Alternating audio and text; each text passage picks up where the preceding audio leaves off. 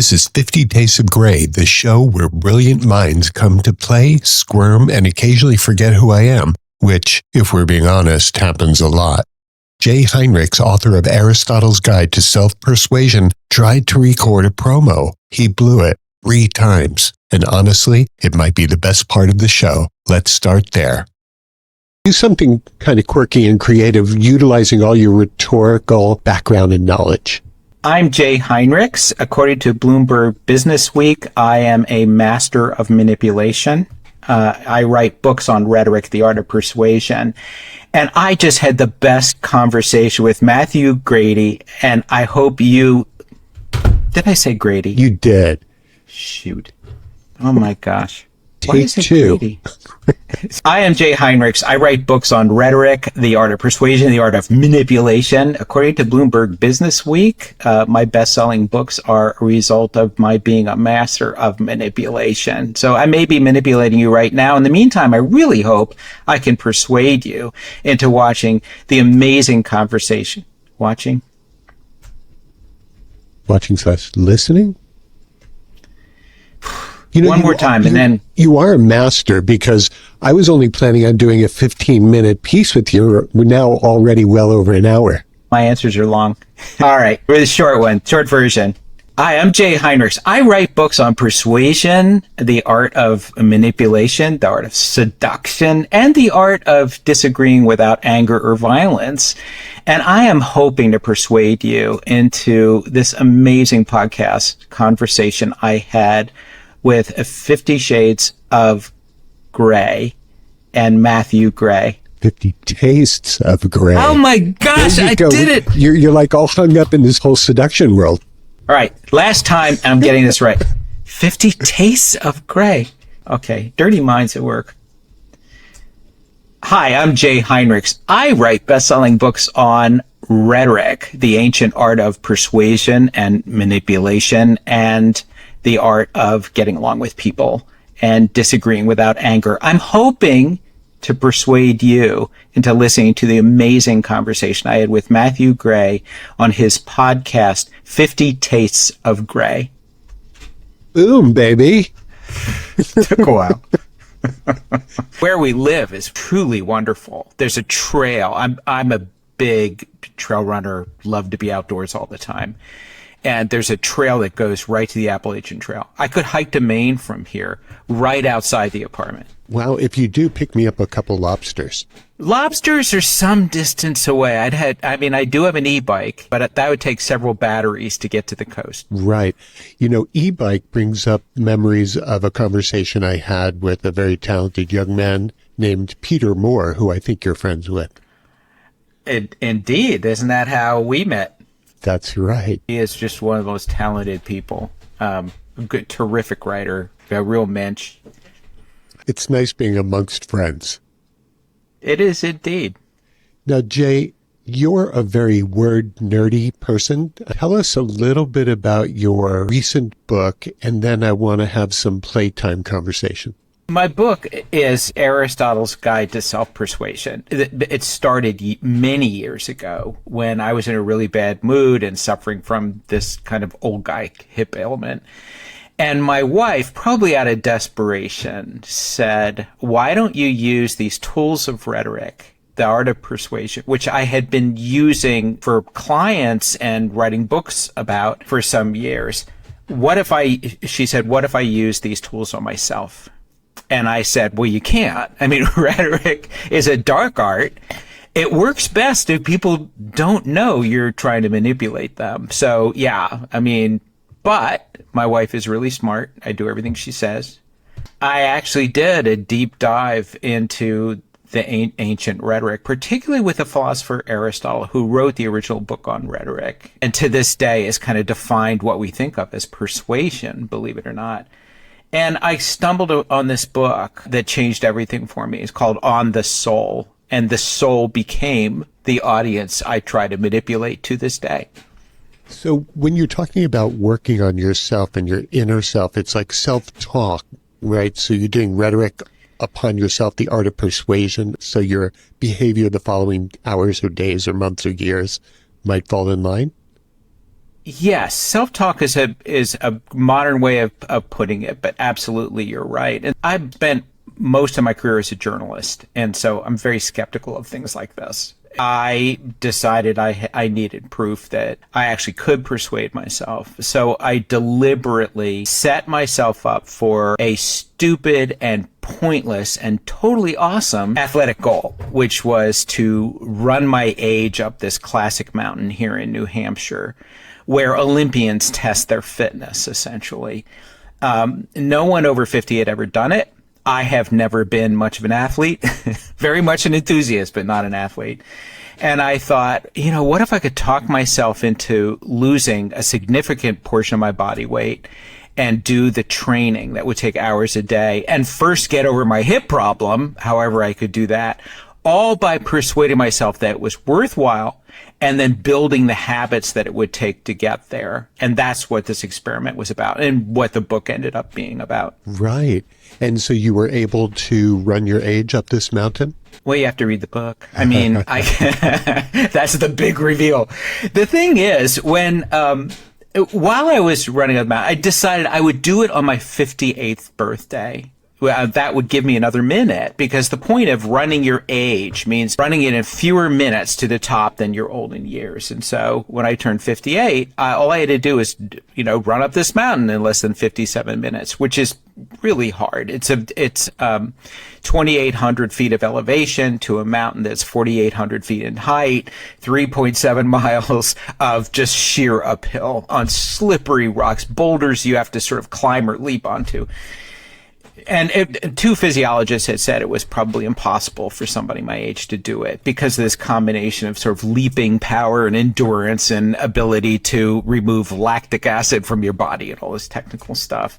The thing is, and the conditions were terrible. On my birthday, it couldn't have been worse. I mean, it was too warm, too humid.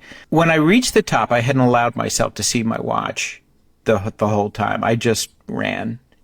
I reached the top. And it didn't really matter that much whether I'd made it or not. I felt this overwhelming happiness.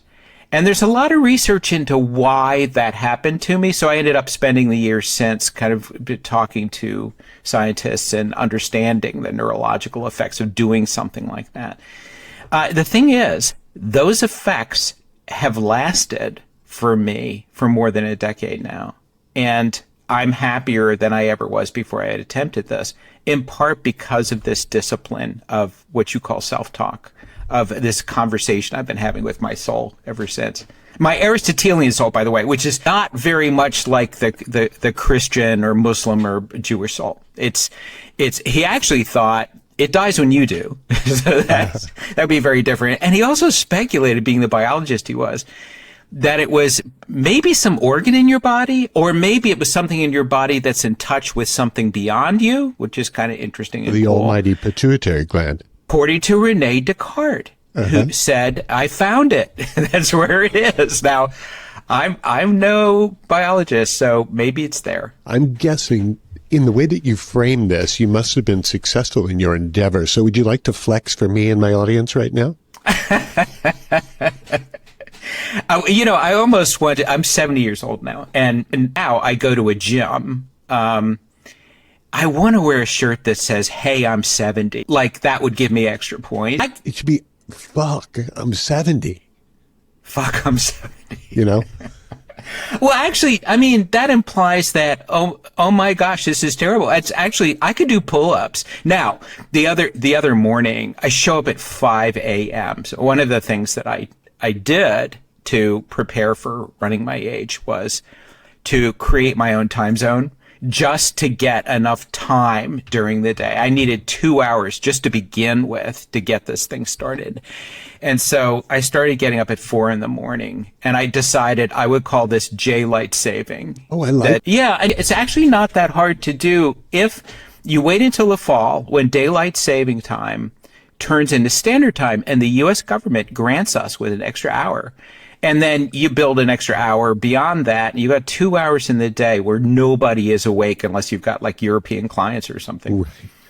So I showed up at the gym when it opened, 5 a.m., and this is the Dartmouth College gym, Ivy League gym, really nice. And surprisingly, there are students there getting up that early. They must get no sleep whatsoever, given the dorm life I remember.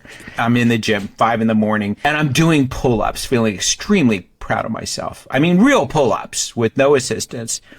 And this young woman, maybe 5 feet tall, comes and she takes the next pull-up bar and she is cranking out. I swear she must have done 20 of these pull-ups with no apparent effort. And that's when I thought, I need this T-shirt that says how old I am. Like, yeah, see if you could do it when you're 70, young lady. See if you can. That's funny. Jay, rhetoric is the art of persuasion. However, in these past couple of decades, people will kind of slough it off. They'll say, oh, that's just rhetoric, like putting a negative spin on persuasion. But it's really not a negative thing at all to be a cunning linguist or a persuasive speaker or a schmooze artist. And that's really what we're talking about here, isn't it? Yeah, on several levels. One is that I'm an introvert, off the charts. I've been tested. I'm an off-the-charts introvert. And rhetoric has allowed me to speak human to people, to understand them better. I'm much more motivated to understand them. Also, rhetoric is the only way humans have devised to disagree without violence or the threat of violence. It's the only way we can reach agreements, choices that we can make that affect the future. And the fact that we're moving away from this idea that we can disagree and that that's not necessarily a bad thing is bad for civilization. Because rhetoric, actually, the tools of rhetoric built the civilization as we know it. Not just Western civilization, but Africans and East Asians were practicing. They had schools of rhetoric for thousands of years. It's been very valued. Now, on the other hand, rhetoric does deserve to have a shady reputation because it can be used for evil as well. And we've seen that throughout history. So I like to say it's a dark science. It's making people, it changes people's mood, whether they want to or not. It changes people's mind about things, what their beliefs are, and it causes them to act or to avoid doing something in ways that maybe they hadn't intended in the first place. Now, the ethics of this have to do with whether your seduction of another person or an entire market makes them regret it next morning. That makes you a bad person, but it could also make you a great rhetorician. Aren't there ground rules in place for debate and rhetoric? When you hearken back to when it was very, very popular in ancient times, like you're saying, Aristotle, but nowadays, especially post-COVID, Jay, it seems that you can't really argue with people. You can't really disagree because you're always in danger of being shot or canceled or deported. So you can't really have a sane conversation with people with ground rules anymore, can you? Well, the thing about rhetoric is there are only 2 ground rules. Now, civilization sets up more, but rhetoric has 2 ground rules. One is the refusal to engage. I'm not going to talk to you. Or, you're not qualified because you're not part of my ethnicity or political party or religion or whatever. The other is violence or the threat of it. That's it. Right. Those are the only 2 rules. The rest of it, everything's up for grabs. And the thing is, we think about the ancients as having these, staid, serious, gravitas-filled speeches. And if you actually read the literature from ancient Greece and Rome, it's a hoot. I mean, first of all, in ancient Greece, I actually got to travel to do a story for a magazine on the origins of democracy. And one of the places I went was Athens, where I got to stand on the Nix, the original speaker's platform, where, of course, I recited the Gettysburg Address to a lady and her dog who really weren't paying any attention. I was looking out over where there used to be benches that would hold 3,000 citizens called the hoi polloi, who would throw things at the orator. And so the speeches tended to be in very short bursts because it was all they could get out so that people could understand them. Fast forward to ancient Rome, Marcus Tullius Cicero, in his prosecution speeches, that up until the Civil War, students had to memorize as their college admissions requirement. You had to memorize in Latin Cicero's speeches to the Roman Republic, prosecuting other people. And it's full of this great sex and scandal and nastiness of all kinds, hugely entertaining. So this idea that we need civil discourse and that's the answer, I actually don't believe that's true. Now, social media complicates things. You can lie to your tribe and get them to believe it. And so if we don't have shared facts, we don't have shared science, that is hugely problematic. But even Aristotle said you can still persuade and get people to make choices without facts altogether. What you have to do is to build trust. And if people trust you, they're much more likely to listen. If we were to put this into a different frame and we said, if rhetoric were a cocktail, Jay, what would be its ingredients and who's most likely to overserve it? I was hoping we'd get the recipes, Matthew. I was looking forward to this. Let me think about that. So you're going to have to help me with this. So it's like, think of a cocktail that has 3 ingredients because that's what rhetoric has. Right. So one of those ingredients should be good for you. Okay. And I can explain that when we're done the cocktail, if you want. This is really good. We should make this cocktail. So one should be sort of healthful, like, martini could qualify because olives are good for you. Olives are good for you, or a drink that has bitters, because bitters are good for you before you add the alcohol. There you go. Right. Okay. All right. So one should be good for you. The other should be something that's very difficult to craft, like some kind of liqueur that it takes a lot of know-how. And also, ideally, this drink should solve a particular problem you're having at the time. Like, I don't know, bad mood or That's always the end result after a couple of shots, right? I was thinking, the need to seduce a partner could always help. But exactly. And we'll get to that later. The third ingredient should somehow be good for humanity, or at least for the family or the relationship. Here's why I mentioned these things, and maybe then we can get to the actual cocktail, because that has to come from you. One is, when I said that it should be good for you, one of the 3 characteristics of ethos, which is what makes people trust you. This is what people believe your character to be, which isn't necessarily your true self. It's what your audience believes you are. And that is what Aristotle called eunoia, which means disinterest. What I want is just good for you. I don't have a dog in this hunt. I am all in. I'll do whatever it takes to serve you. Okay, so the first ingredient has to be good for you.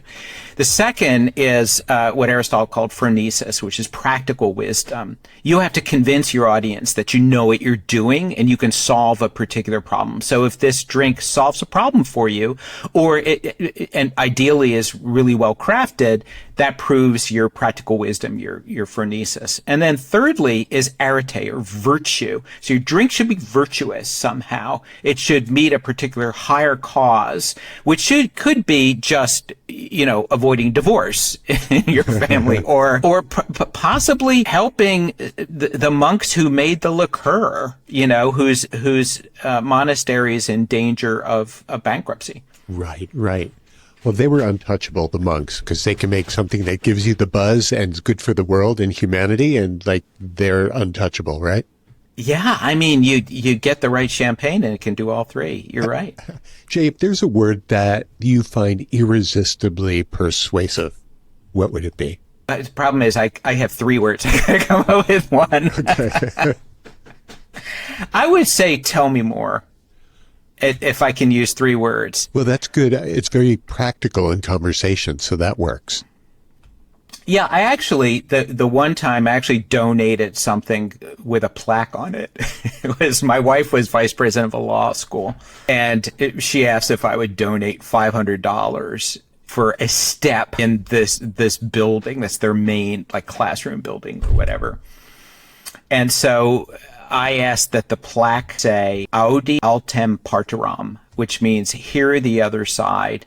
So Augustus of Hippo, who was a rhetoric teacher before he became Saint Augustus, a Christian, said that, hear the other side. And so one of the best ways you can build trust in someone is to show genuine interest or apparent interest in what they're saying. And, Thanksgiving's coming up, and I love to talk. I talk with students a lot, several days a week. In fact, I talk to classes who are learning rhetoric, and I bring up Thanksgiving and the inevitable uncle with opinions. I love being one, by the way. I am one. And so that obnoxious uncle, what do you do with that person? And I say the ideal thing to do is, first of all, be the grown-up in the room, even if you're 16. And people will trust you more if they see you as the one calm person. But even better is it's a win, especially these days in argument, if you simply confuse the other person.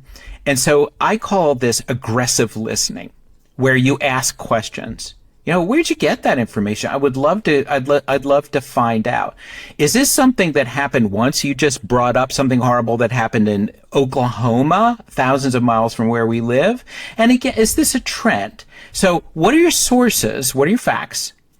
Where did you get them? And is this a trend? I mean, a lot of people bring up one instance of something as their proof of everything. And if you actually, research shows this pretty well, that someone who's challenged to actually back up their opinions, they tend to back off those opinions a little bit. Yeah, it puts a screeching halt to the conversation, doesn't it? Exactly. So I'm not saying, crime is in every city, that kind of thing. They'll back off a little bit. And then that does calm things down, gets past that screeching stage. And then you can say, hey, there's more pumpkin pie. Who wins seconds? Oh, yum. Okay. So you brought up Thanksgiving. It's the whole food thing. What is your ultimate Thanksgiving meal? Oh, I am such a traditionalist. Are you? Yeah. So the big innovation that my wife brought to the table is corn pudding. And there ought to be a dish at every Thanksgiving that threatens the entire meal and brings drama and humor, ideally, to the thing. And so my wife and I will be celebrating our, gosh, I should know this, 44th anniversary, I think, next spring. And for 43 years, she has made corn pudding. And for every one of those years, that pudding has not been ready when the rest of the meal is. And which I love. I mean, it's like, that's the best thing. At Christmas, for years, until finally she just couldn't take the laughter anymore, she would serve canned peaches for Christmas Eve. Canned peaches. Now, I searched the Gospel and Old Testament for reference to peaches and canning, and I have never found a reason why peaches were. And the sole reason is that's what she had when she was a kid. They always had canned peaches. I don't know why. She's never been able to explain it. So now she makes a peach pie. You just jogged a memory in me, and you have to pass this along to your wife. When I was young, we used to eat fruit cocktail, and it was a real treat. Many, many years later, I said, oh, what the hell? I picked up a can of fruit cocktail, and it was the worst thing I ever tasted. We can put some rhetoric in that fruit cocktail if you want. So fruit cocktail is brilliant framing. It's a kind of branding that comes from framing. That this isn't just an amalgam of cut up hard pieces of fruit with massive amounts of cane sugar. Oh, yeah. Or not cane sugar, corn syrup. Poured all over it and then stored for years until it's opened by some unhappy family. It is a cocktail. And the moment you do that, it turns it into something special. So whoever invented that deserves at least a PhD. Right. I agree with you. Now, since you're such an Aristotle fanboy, Jay, if he hosted a dinner party, what would he serve, and then who would he argue with afterwards? Well, that's interesting because at the time he was teaching and alive, already schools of philosophy were dividing among themselves. And the two main schools of philosophy during Aristotle's life that were just forming were the Stoics. And we know a lot about the Stoics, this suck-it-up philosophy, and this idea that if you live a life of virtue, it will make you happy, but happiness isn't the point. Right. And you are responsible for your own emotions, so, suck it up. You should be able to laugh through your torture. Then there were the Epicureans who, when the Christians came along, libeled them as people who had orgies and had, these great feasts and everything. When actually the Epicureans, their philosophy was a philosophy of happiness. That was their goal, was happiness. Their happiness came from avoiding 4 different kinds of fear, including fear of God, fear of, envy of what other people have and that sort of thing. But their meals were basically like oatmeal, wine, and cheese. In fact, I looked up how much it would cost to live an Epicurean diet at like Trader Joe's or whatever, and learned that you could have that if you settle for boxed wine, an inexpensive cheese, and just like oatmeal. You can live for $7 a day. And the Epicureans would applaud that because they would say, well, then you don't have to rent your life to anybody. You can live an independent life and you're not going to regret anything like obesity. Now, they considered that, by the way, to be an extremely healthful meal. I don't think dietitians would say so. But that whole philosophy. Now, if Aristotle were there at the table, which was, your question, I think he would invite Stoics and Epicureans. Mm-hmm. And the thing is, he would be extremely logical about this, and he would insist on the way his mentor Socrates did. He would insist on definitions and drive everybody crazy doing it. So he would say, define happiness, and that would take a whole meal and more. And he would say, define the good life, define virtue. Now, the way he defines virtue was very different from the way the Stoics did. And so he would argue with them about that. All of which is, what makes it interesting to me, is that they were all aiming at the same thing, even when they were like really mean to each other. They were not friendly to each other. I mean, people at Athens at the time was a small town, and the people who were literate within that town and didn't have, could own land or slaves or whatever they did, they knew each other. So this was really an internecine rivalry in a way. And Aristotle, right in the middle of it, would probably just sit there really calmly with a stoical expression. But he would, I imagine, say, we are all aiming at the same thing here. What makes us disagree is how we define things. We all want the good life. And I think that defines classical philosophy. For thousands of years before we moderns screwed it all up. Aristotle sounds like he was a very serious dude. Did he ever let his hair down and chill out and relax? Well, I think he did. Now, the problem with his books and why they're so unreadable is that there's a theory that they were probably just lecture notes. So he wasn't intending to publish them, and he almost certainly didn't in his lifetime. He did have notes, and they were published. We know this. But whether he intended them as books or not, it seems unlikely. Mm-hmm. Now, the one book that kind of blew my mind and set me on this path of, writing about self-persuasion was a book I had skipped over for years called On the Soul. And in that book, you get the sense that he's thoroughly enjoying himself. And he's having such a good time. And I think the reason is that that's probably the most speculative book he ever wrote. Now, in some of his other books, he occasionally tells jokes, but he's quoting other people, and they tend to be like puns, which is the last resort of humorless people trying to be funny. Yeah, so was he a serious guy? I think I would have found him extremely intimidating, and I wouldn't have been able to swallow any of that porridge. I love that you've brought up food and seduction already a couple of times in the brief few minutes we've been together. So let's get into relationships and rhetoric, okay? What's the most romantic rhetorical move you've ever seen or used personally? Bonus points if it includes chocolate. Well, I'm not. My wife will tell you. Actually, she thinks I'm romantic, which is hilarious. Just to take a little side trip here.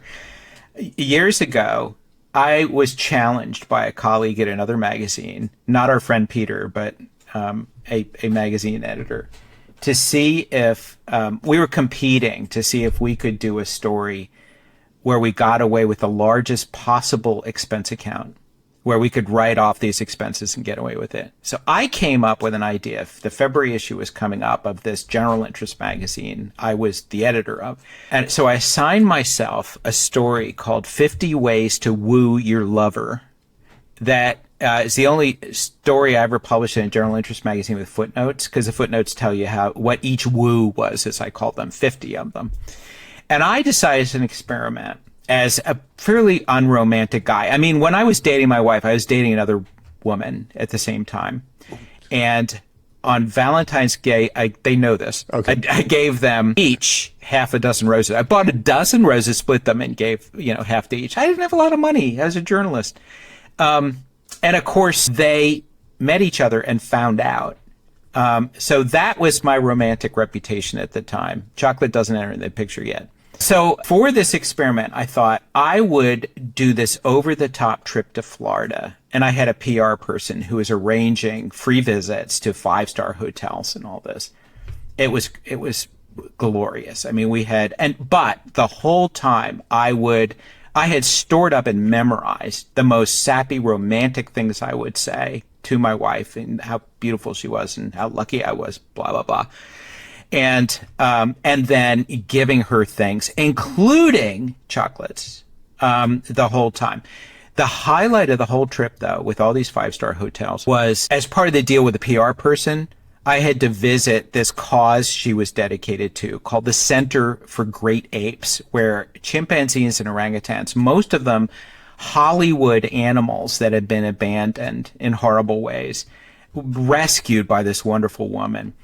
We stayed in a cabin right there. We drank champagne on this screened-in porch, listening to the nighttime howls that chimpanzees do, that like to say goodnight to each other. In other words, we felt like these ancient explorers of love, this whole time. Well, last night, we're sitting, having a wonderful meal on a beach, on an island off Miami at a 5-star hotel.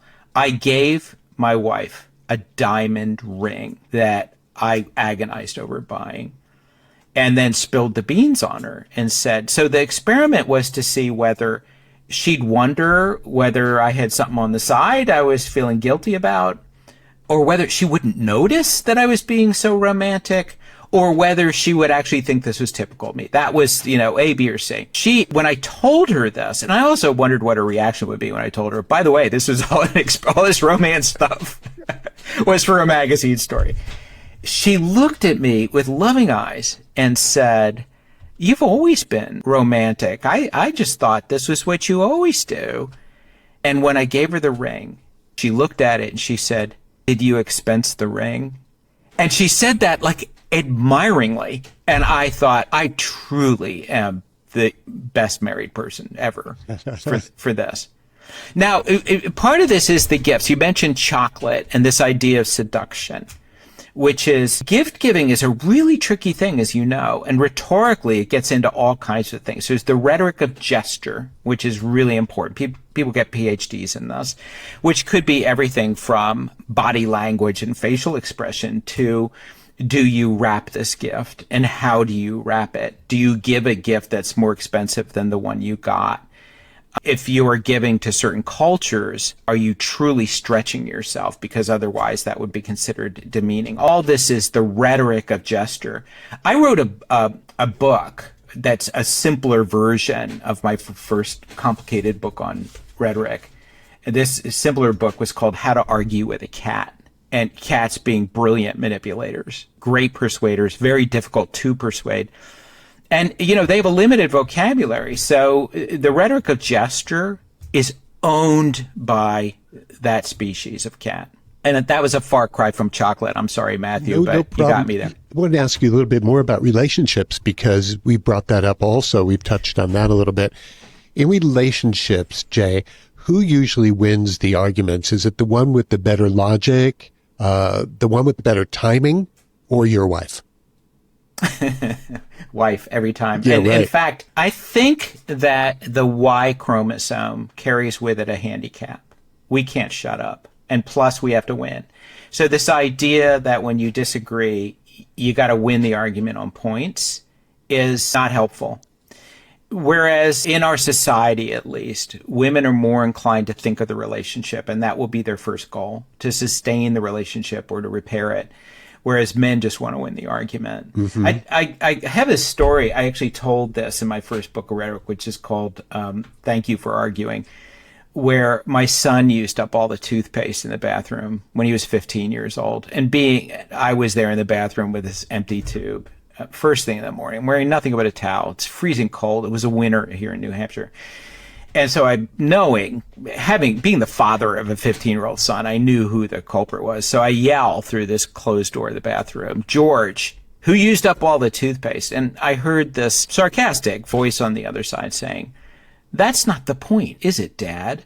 The point is, how are we going to keep this from happening again?" Now, he was doing a very complicated rhetorical strategy here. First of all, he knew if he could make me laugh or flatter me, one or the other, he could get away with murder. And all this time, I had been lecturing over the dinner table about the wonders of rhetoric and all these great tools. He had shown no sign of ever paying attention to it. And here he was, quoting one of my favorite tools, which was, I also said to him, if you're ever in trouble, try to switch the tense to the future, because in the future, no crime has been committed. And you could talk about solving the problem instead of trying to, admit guilt or claim innocence. Just switch to the future. And by the way, this works in every situation, the office or whatever. In a difficult confrontation, you switch to the future and it can really help. The thing is, though, I said, "All right, George, you win.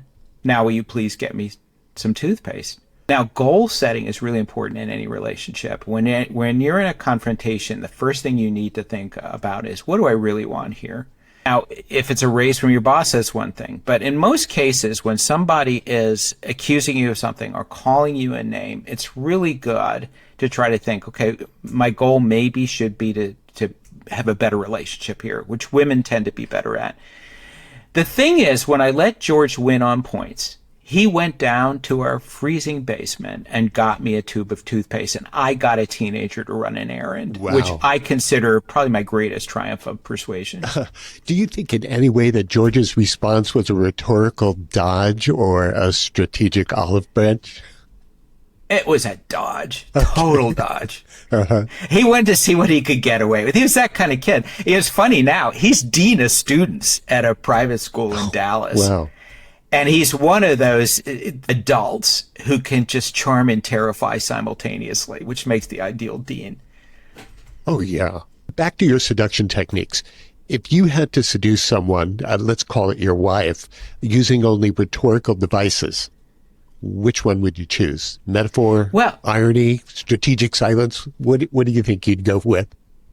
I would go with what Aristotle calls the advantageous, which is, now, there are a couple of things here in terms of seduction. The very first thing is to change their mood.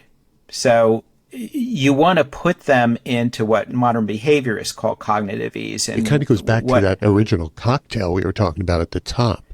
Absolutely. Right? It does. It does. Well, partly because that cocktail is very relationship oriented, the way we put it together, right? But also, now Aristotle called this receptivity, which in seduction is very important. And so what you want is the person to feel relaxed and kind of in control of herself or himself, ideally smiling. Humor is dangerous, but if you can get the person to smile, that's good too. Okay, so that's the first thing. You change the mood toward receptivity. Not necessarily, if we're talking sex here, red lights and Marvin Gaye. I mean, it could just be feeling relaxed. Okay, right. Cocktail helps. The second thing, though, is to use the advantageous, which is you want those. You want what I want. Now, there, you need to know what the beliefs and desires of your audience, in this case, the person you want to seduce, might be. And so, now, part of that depends on timing. So the Greeks came up with a whole art of timing called kairos, which has to do with, is the moment ripe? Can you ripen it? So if your loved one you want to seduce is doing her taxes, your kairotic strategy might be to convince this woman that you're happy to do the taxes for her, and here's a glass of wine. Now, you have to know that your wife would desire a glass of wine at maybe 10 in the morning or whatever you're trying to do. Nothing like day drinking. Day drinking is wonderful for seduction, isn't it? I mean, you're less likely to regret it next morning. You've got more time to get over a hangover. But then finally, the hardest thing of all is getting action. Now, one way to do that is you really need to build desire. So a lot depends on what this person thinks of you and whether the person even thinks that you are capable of seduction. If not, there are other things to work on. Like, maybe the desire is to have a child. Right. If you're talking that kind of seduction. And, in terms of sales seduction, it's very similar. You have to suss out the beliefs, expectations, and desires. Now, the beliefs and expectations change minds. The desire gets action. And desire is something that salespeople obviously are really good at, sort of dangling the lure in front of people. And that's what seduction is all about, is to building up that desire. I mean, if you look at how cars have been sold to men, especially middle-aged men, throughout the ages, the car's there, but there's always a sex object in front of that car. A woman, always a woman. Like, you're not buying the woman, but that is increasing desire. And of course, so-called muscle cars should be called beautiful woman cars because they've got the curves and, all that luscious material. Well, muscle cars were popular way before Viagra. Yeah, and a pretty good substitute for it. Yeah, and there's a connection there. Now, let's go from the seduction, beginning of relationships or wanting to do the conquest thing, to a lightning round related to breakups, because that would be the end of a relationship. So during a breakup, people say, I just need space. Is that rhetoric or is that a red flag? Well, of course, I believe everything's rhetoric. Okay. But when a person says, I need space, I mean, it's good to interpret that rhetorically, which is basically to say, I am building a ramp with a pretty easy incline. We're going to climb our way all the way up to a breakup. But in the meantime, I'm going to make this easy. It's sort of like the sales technique saying, I'm not going to try to sell you this product. Here's a website. They do something super easy. When I was getting ready to train to run my age up this mountain, I first set out the time, but then I didn't even try to exercise. I read books, anything I wanted, saying I'm reframing this as me time. So that's the beginning of what Aristotle considered to be the ramp. So you start easily. I ended up reading physiology books, got bored with them, and then exercise started to sound better than, reading physiology books. Now, in terms of relationship, I need more space is kind of hard. What's great is that it's an irrefutable argument. Right. It's very hard for a person to say, no, you don't.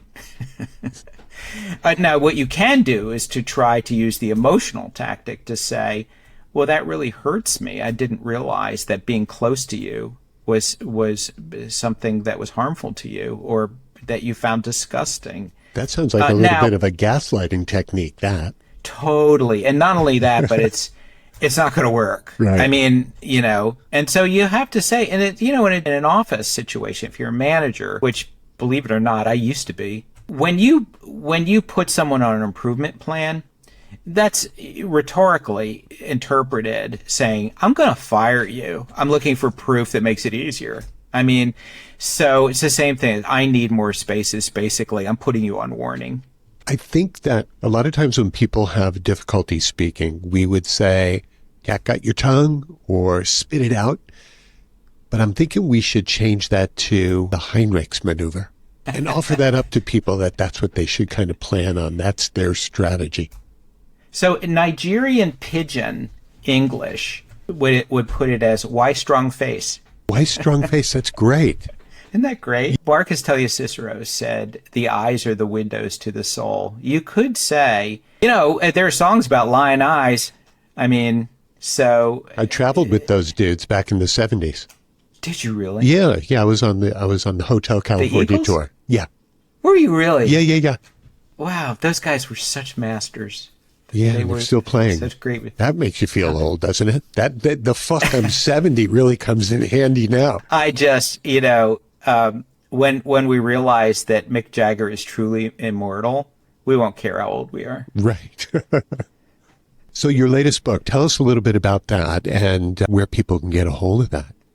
Oh, thanks for the plug. Aristotle's Guide to Self-Persuasion is, the big thing is it helped me at least develop good habits and get rid of bad ones. I'm in better shape than I was before I discovered Aristotle. And I'm 70.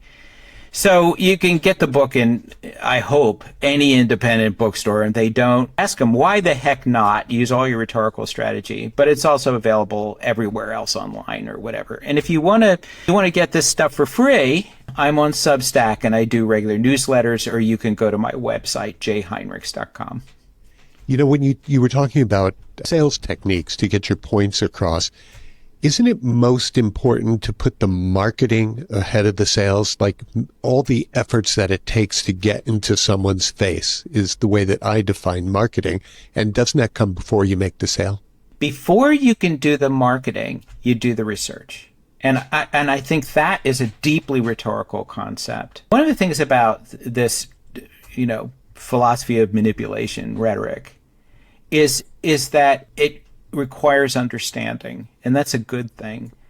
So yes, in the sense that one of the reasons it took me so many years to write this book is that I thought, I don't want this to be a fitness book, and I don't really want this to be about how awesome Jay was to run up a mountain that nobody. One of the reasons why, my goal was this, I was going to be a world record holder up this one mountain, was that no one on record had ever attempted it over 50. So that increased my odds, at least if I could just do it. Right into the Guinness Book.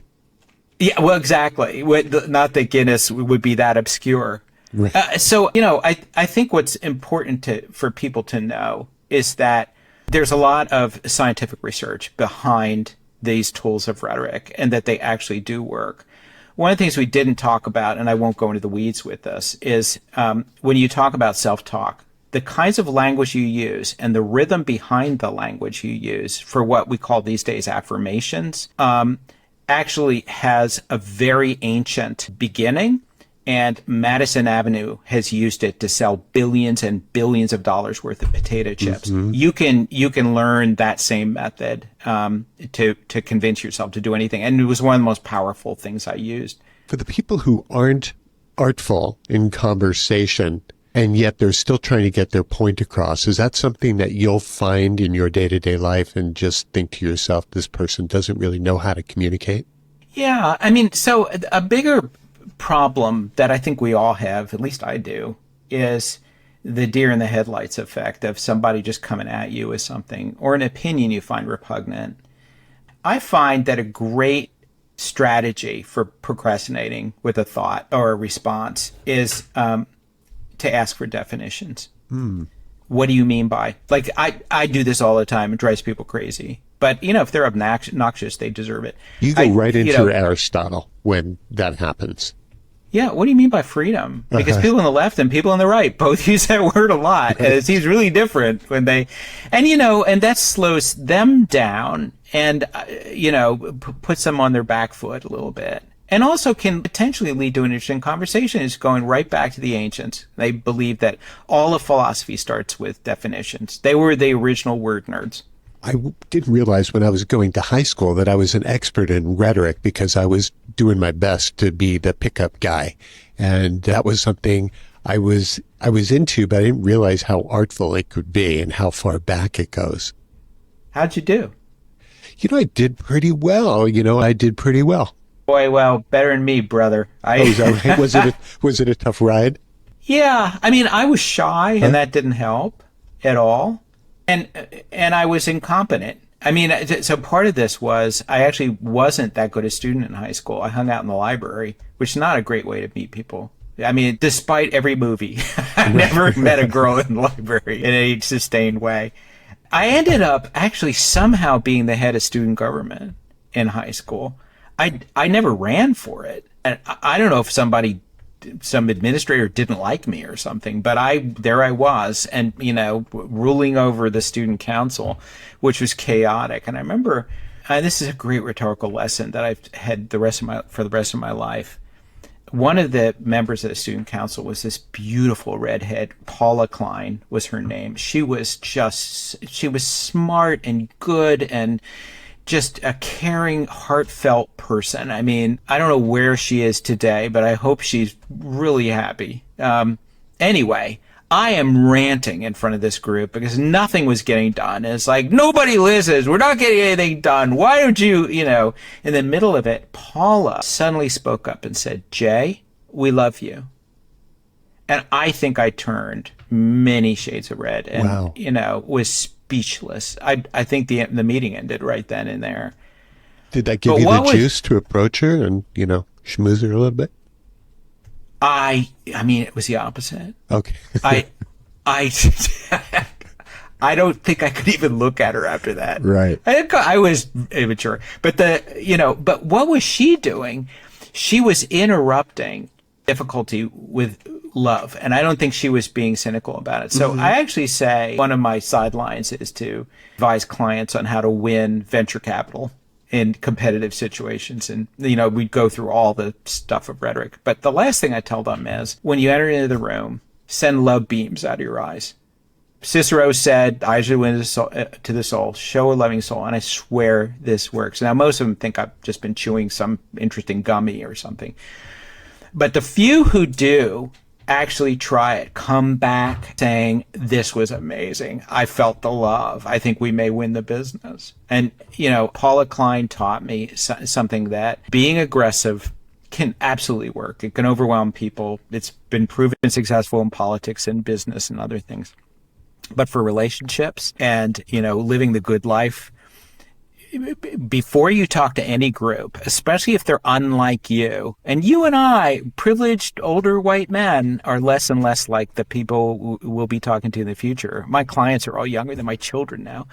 The best act of decorum, which is this art of fitting in with people in this tribal age, is to tell yourself before you meet with people, I'm going to love these people. And most of the time you do. It absolutely works. And I know this sounds awfully squirrely coming from, talking about Aristotle, but I genuinely believe Aristotle thought that too. In communication, is style over substance really kind of the key? Well, I'm only hesitating because my first instinct is to say, procrastinating, what do you mean by substance?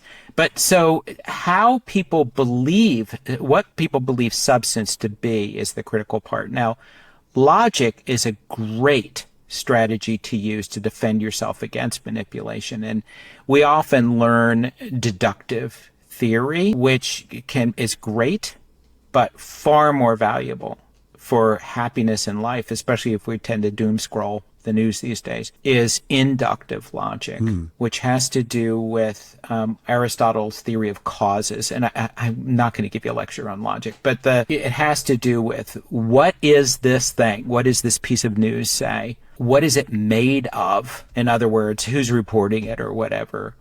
What is its purpose? Why is it there? And then finally, is this something that is going to continue? So you think about it, anything that's happened, what is this? What's it made of? Is it something I really should care about? And secondly, is it even real? What is its source? And can I trace it if I care enough to even do that? Is it something that is going to have a deep effect? And then maybe most importantly, is this a trend? Is this just a one-off or is it a trend?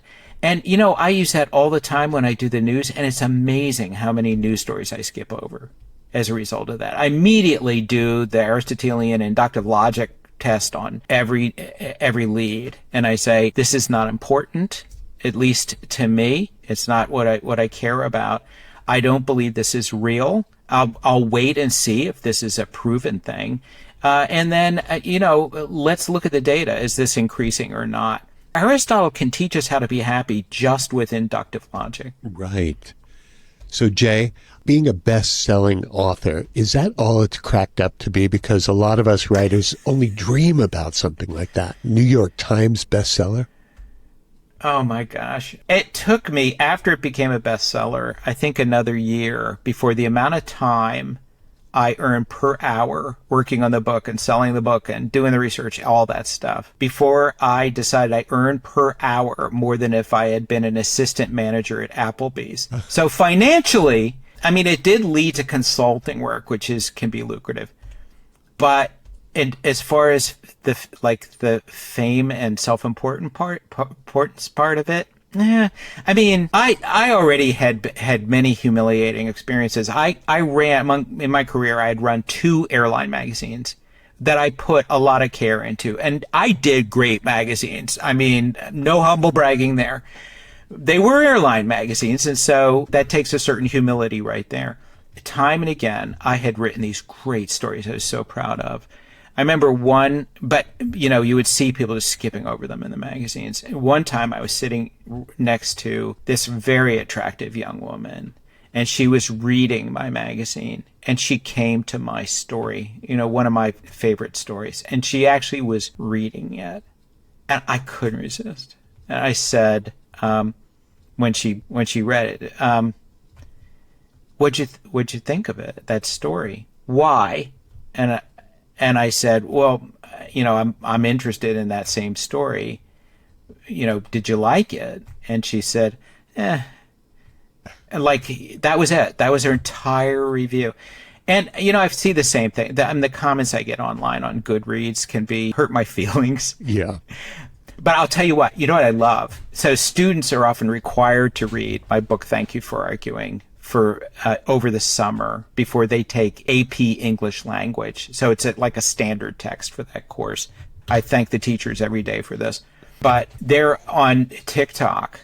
There's so many flames of Thank You for Arguing, students who are forced to read the book. And I love them. I mean, there's one of my favorites I actually saved is this video of a girl literally tearing the pages out with your teeth and chewing on them. And just was those comments saying, this is what I think of this book. Oh, that's so funny. Jay, to close it out, I want to ask you, what have you eaten today? Oh, God. It's an Epicurean diet to a degree. Okay. So in the morning, I had this sort of plant-based, disgusting drink with whey protein added to it. Why? Shaken up and swallowed. Oh, dear. The Epicureans would say this is going to lead to a happier life. It's really good for me. So it was good. For lunch, that's my big meal of the day. Sure. And so I cooked for myself bone-in chicken breasts I had prepared a skillet with garlic and onion, and I mixed together the garlic and onions after melting the skins of the chicken down to render the fat. And I mixed all that together with honey and mustard.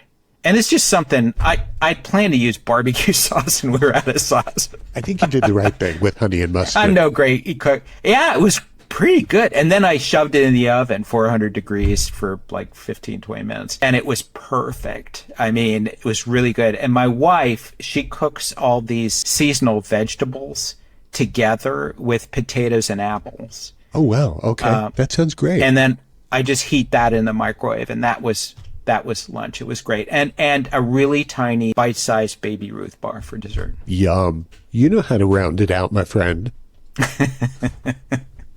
Well, tonight, a favorite author of mine, Peter Heller, who is huge, best-selling author, he's visiting. He lives in Denver, but he's visiting friends in across the river from where we live. And so my wife and I are going to have dinner with a bunch of these highly literate Vermonters, which they are genuinely superior to the rest of humanity, and they know and it. Don't show it too much. They know, they clearly do, and should. Yeah. But they're the kindest, nicest people you'll ever meet. So that is going to break my diet because I'm drinking wine. I'm having dessert, and let it I'm go, feasting. man. Well, so here's the thing. Rhetorically speaking, it's not a cheat meal. I don't talk about cheat days or cheat meals. I talk about feasts. It's a feast meal, which makes it a special occasion. You know, a cheat meal is not treating yourself. No, it's telling you to feel guilty. And this is the thing about, having this conversation with this Aristotelian soul, which is your better self. It's what you wish you saw in the mirror.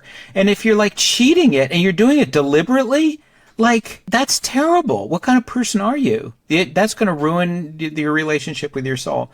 On the other hand, feasting, that's a noble activity and always has been. Aristotle knew that. That is good for you, and that's good for your soul. Yes, sir.